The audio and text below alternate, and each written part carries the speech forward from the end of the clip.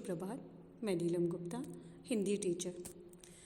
मैं आज आपको तुलसीदास के पद, जो कि हिंदी ऐच्छिक में कक्षा 12वीं में पाठ्यक्रम है और टर्म 2 में आएगा, उसका जो दूसरा पद है उसमें, जो कि रामचरितमानस की कड़वक शैली में लिखा है, वही रामकथा सवैया एवं कवित्त के सारे कवितावली में उतारा गया है। तो आज हम इसे पढ़ेंगे। जननी निरखत बाण धनुया। जननी माता निरखती माने देखकर, बाण धनुया माने धनुष। तो बच्चों के छोटे धनुष बाण रखे हैं, तो वो रामचंद्र जी के धनुष बाण रखे हुए हैं और माता उनको देख रही हैं, क्योंकि रामचंद्र जी वन को चले गए हैं।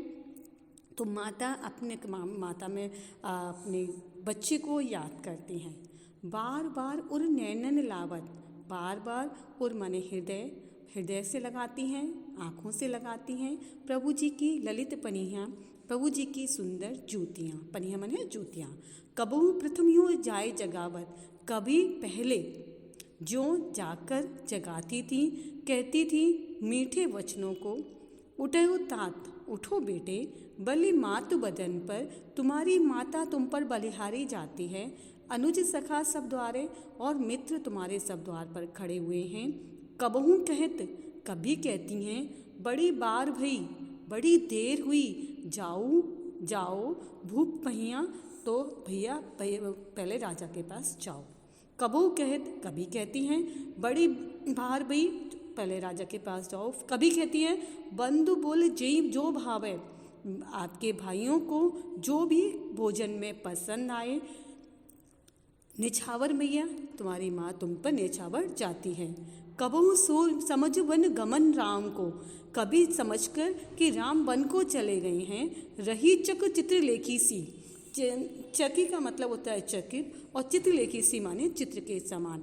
जब उन्हें समझ में आता है कि वो राम वन को चले गई हैं, तो चित्र के समान चकित हो जाती हैं।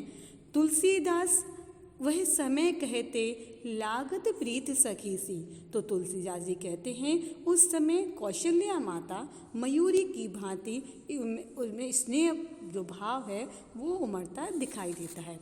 तो इसमें प्रस्तुत जो पद है वो उसमें वात्सल्य रस है, राम के बाल बचपन उसका वर्णन किया गया है। इसमें अनुप्रास और उपमा अलंकार हैं, ब्रज भाषा का प्रयोग है। काव्य सौंदर्य, इसमें हम पहले भाव सौंदर्य बता देते हैं। तो पुत्र वियोग से दुखी माता कौशल्या की जो वेदना है वो यहाँ पर व्यक्त हो रही है। अपने पुत्र के बचपन की वस्तुओं देखकर माता व्याकुल होकर और व्याकुल माता कौशल्या का इसमें सुंदर चित्रण किया गया है। शिल्प सौंदर्य में अब जो भाषा है अवधि मिश्रित ब्रजभाषा है। वेदना की जो है सरल और सहज स्वाभाविक अभिव्यक्ति हुई है। काव्यांश पद छंद में है और चित्रात्मकता का गुण विद्यमान है। माधुर्य गुण युक्त इसमें करुण रस और वात्सल्य रस भी भरा हुआ है। संवाद शैली का प्रयोग होने से इसमें थोड़ा सा नाटकीयता का बोध होता है। संगीतात्मकता का गुण इसमें विद्यमान है और बार बार, क्योंकि एक शब्द की आवृत्ति 2 बार हो रही है, तो यहाँ पुनरुक्ति प्रकाश अलंकार है। चित्र लिखी सी, चित्र के समान, प्रीत सिखी सी, प्रीत के समान, तो यहाँ उपमा अलंकार हो रहा है। ठीक है, और इसमें अनुप्रास अलंकार की छटा भी दर्शनीय है। ठीक है, तो दूसरा पद पढ़ते हैं। राघव एक बार फिर आओ, राघव एक बार फिर लौट कर आओ। राघव तो माता कौशल्या संबोधित कर रही हैं अपने बेटे राम को कि राघव एक बार फिर लौट कर आओ। फिर माने लौट कर। ए बर बाज बिलो की आपनो बहुर बनही सिधाओ। एक बार बार कहते हैं बच्चे उससे श्रेष्ठ, और बोजी कहते हैं आपके घोड़े से। ठीक है, तो श्रेष्ठ घोड़ों को बिलोकी माने देखकर अपनी बहुरो बनही सिधाओ, आप पुनः वन लौट जाना। ठीक है, बहुरो माने पुनः, बनही माने वन, सिधाओ माने लौट जाना। जे प्याय पोखी कर, जिनको आप प्यार से पोखी कहते हैं बच्चे, हष्ट पुष्ट मजबूत बनाया था तुमने। पंकज बार बार चुचकारो, अपने कमल रूपी हाथों से आप उन्हें बार बार पुचकारते थे। क्यों जी वही मेरे राम लाडले, क्यों जिए वो मेरे राम। ते अब निपट बसारो, जिनको आप पूरी तरह से अब भूल चुके हो। भरत सौगुनी सार गरत है, भरत तुमसे 100 गुनी अच्छी देखभाल करता है। सार करते हैं देखभाल करता है। अति प्रिय जान तिहारे, तुम्हारे प्रिय जानकर। तदपि दिन ही दिन, तदापि माने फिर भी, दिन ही दिन, दिन पर दिन होते झावरे मतलब कुम्हलाते जा रहे हैं।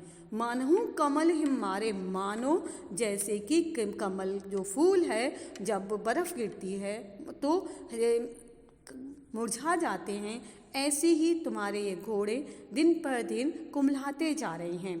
सुनो पथिक जो राम मिलहीं, सुनो राहगीर जब तुम्हें राम मिले।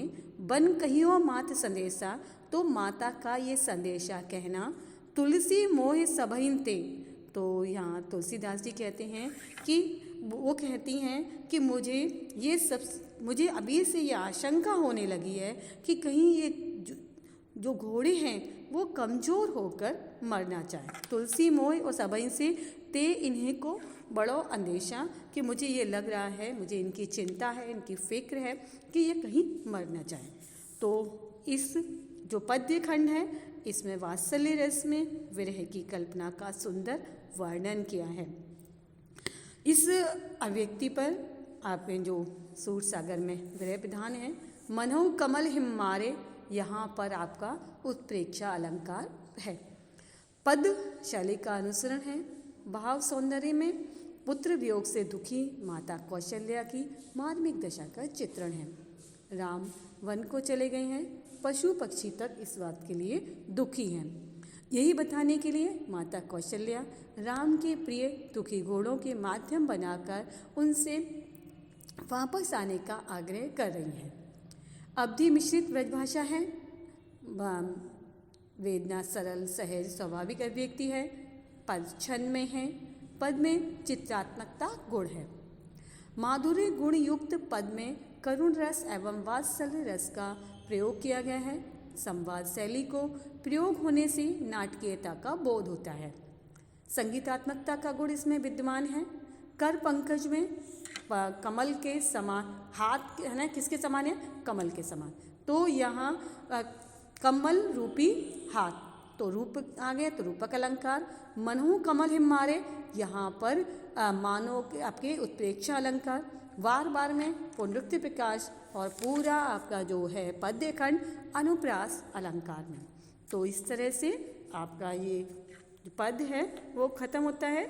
धन्यवाद।